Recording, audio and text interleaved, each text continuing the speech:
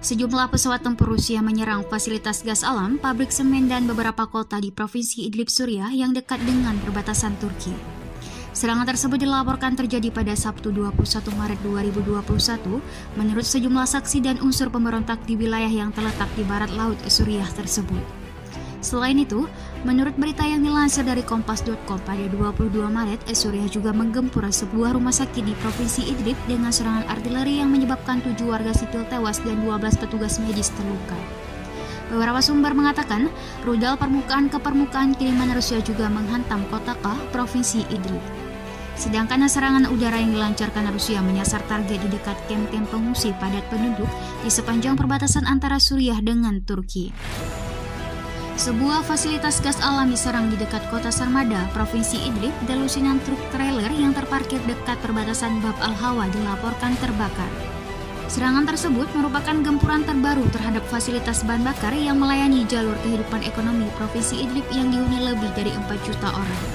Sumber-sumber intelijen barat menyebut Rusia merupakan pihak yang bertanggung jawab atas serangan rudal balistik yang membakar puluhan kilang minyak lokal di dekat kota Al-Bab dan Jarablus awal bulan ini.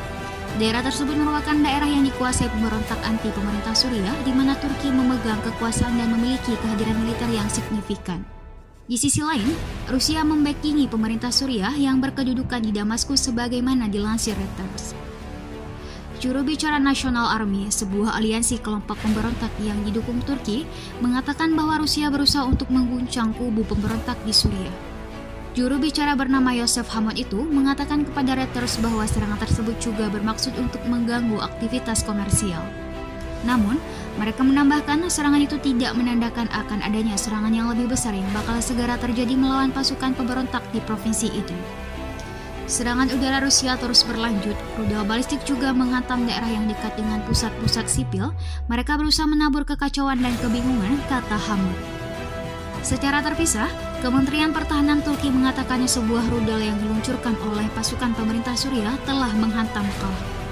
Kementerian Pertahanan Turki menyatakan pihaknya mendesak Rusia untuk menghentikan segala serangan dan pasukan Turki telah disiagakan. Tentara Suriah juga menembaki kota Ariha yang dikuasai pemberontak. Pertempuran antara tentara Suriah dan pemberontak telah mereda sejak kesepakatan setahun lalu, sekaligus mengakhiri kampanye pengeboman yang dipimpin Rusia. Penduduk mengatakan meskipun tidak ada insiden berskala besar, masih ada pertempuran dan serangan yang meletus. Terkadang, Rusia menyerang pos-pos pemberontak, sedangkan milisi yang didukung Iran dan Suriah juga menggempur kota-kota di daerah kantong. Suriah dan Rusia mengatakan mereka hanya menargetkan pemberontak dan menyangkal sengaja menyerang wilayah warga sipil atau menggempur rumah sakit dan infrastruktur.